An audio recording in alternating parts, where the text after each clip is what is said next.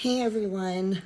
Um, Before I get started today, I just want to say thank you. My post last week was really nerve-wracking for me for numerous reasons. I mean, one, putting yourself out there is really scary, but the amount of support, feedback, love was overwhelming and overwhelming in a really good sense. It was just, again, there was so much acceptance that for the first time in a while I felt seen. And not in a bad way. Like my husband sees me, my close friends see me, but to be able to put yourself out there to a crowd and know that there's going to be a shit ton of people who are going to watch this video that you don't even know, and you're again taking off your mask and being vulnerable and showing your truth. It's I felt seen and again accepted, and I felt worthy. I felt worthy of the fact that people are going to saw me for me, and again outpoured all this support. So from the bottom of my heart, I just want to say thank you.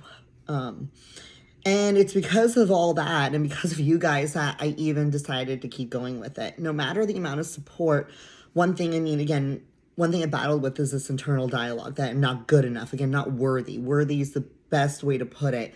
And even with the support and even with the love and even with the feedback, there's a huge part of me that was like, okay, you put your story out there. Who really wants to hear you? What are you going to do with this? Why are you doing this? But it's because of that ongoing feedback and because of you guys that I want to try to keep going and I want to put more out there.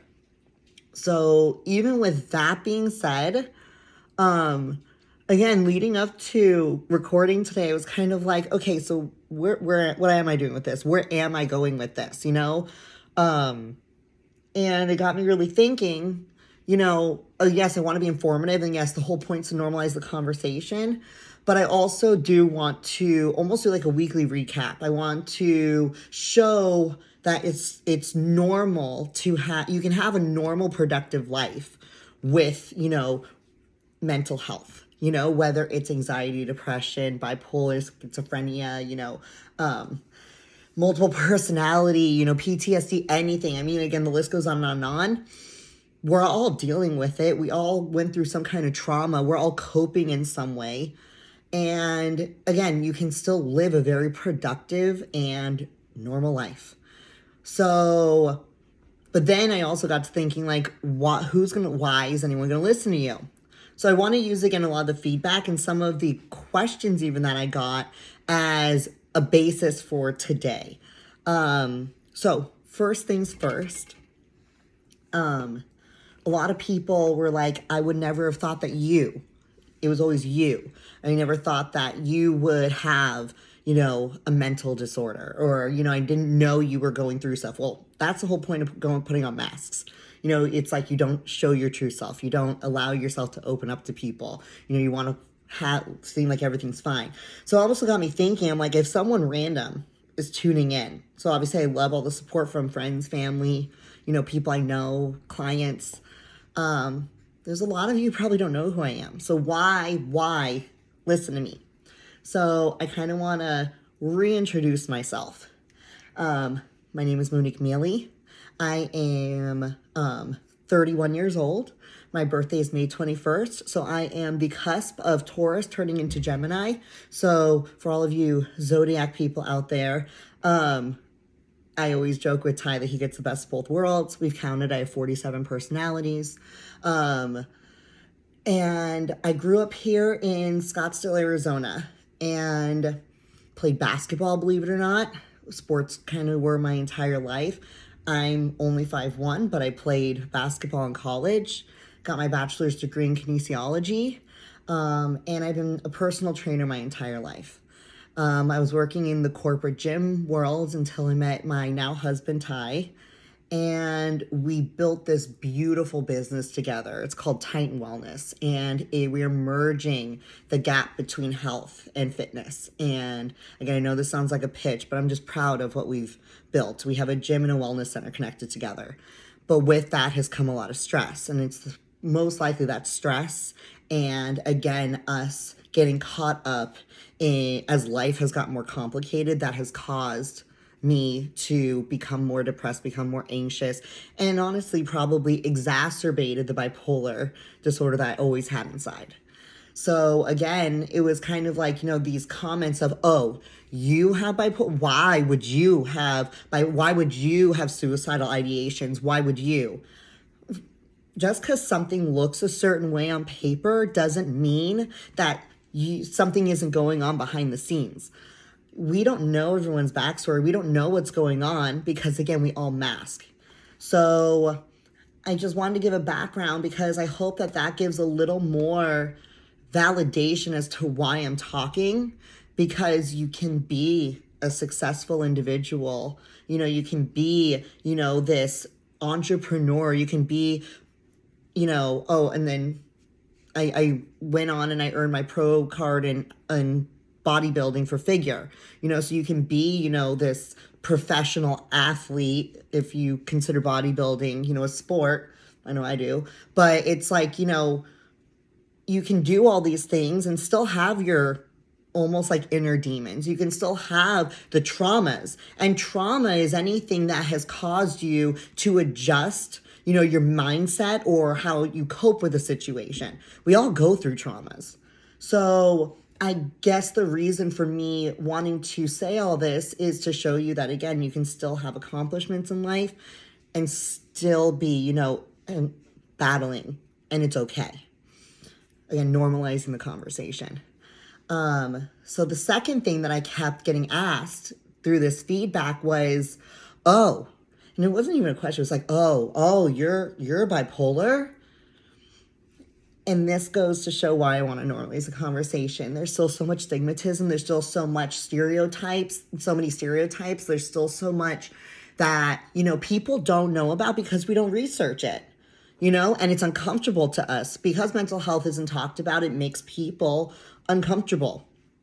So I just want to kind of clarify. And again, I am not a doctor. I'm not a psychiatrist. I'm not a therapist. So I'm giving you my basic definition. I'm giving you how I interpret it. And if I'm completely wrong, please correct me.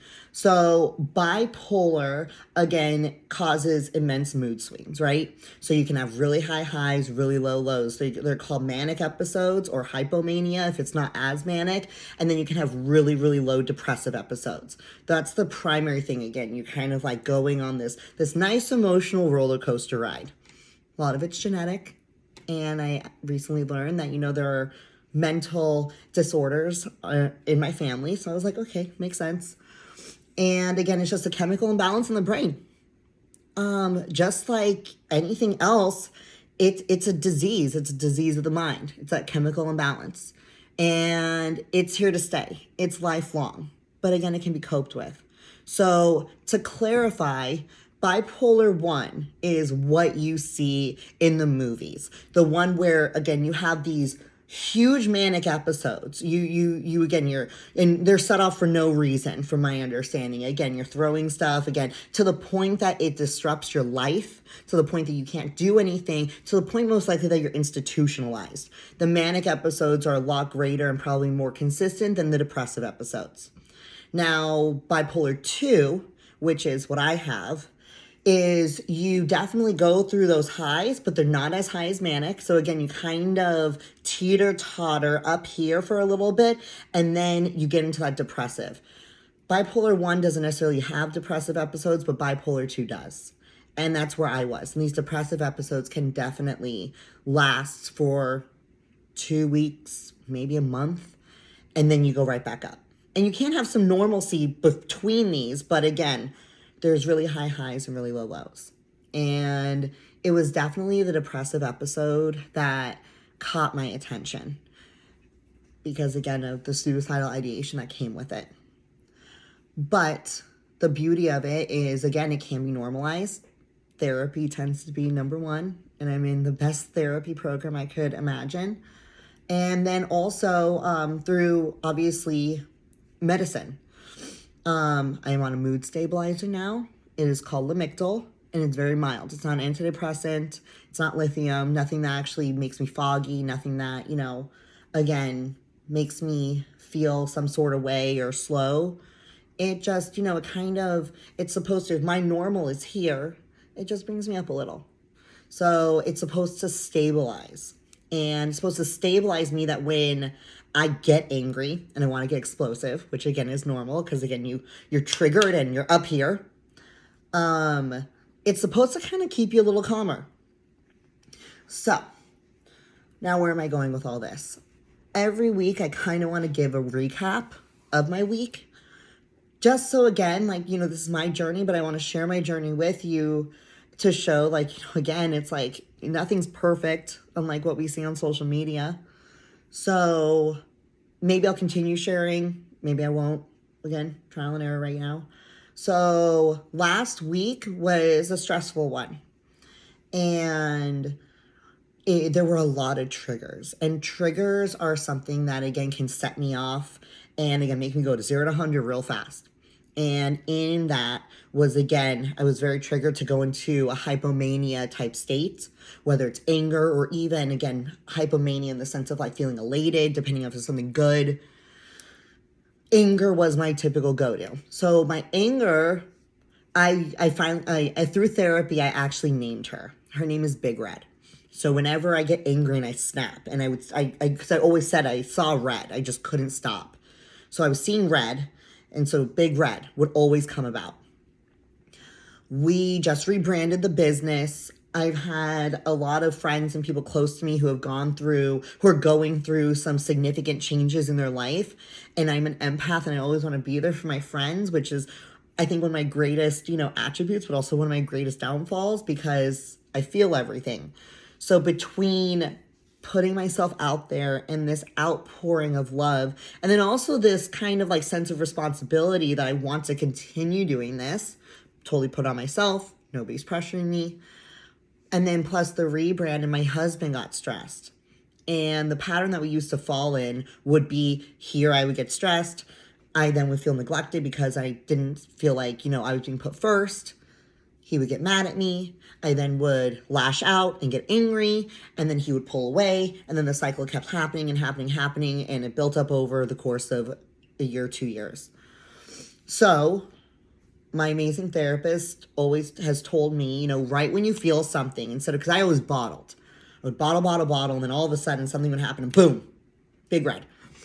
So she told me as soon as you start feeling something, express it. Don't bottle it. But old Monique didn't want to because that's vulnerable. That's expressing like, I feel something right now that, again, may not be, it's not happy or it's not whatever. And again, it's scary to put yourself out there for the fear of rejection. I have a huge fear of rejection. I have a huge fear of abandonment. So throughout the week, last week, I put myself out there to my husband and I said I felt neglected and we're both stressed. And by the end of the week, I think we were both tired and we got into a really intense conversation.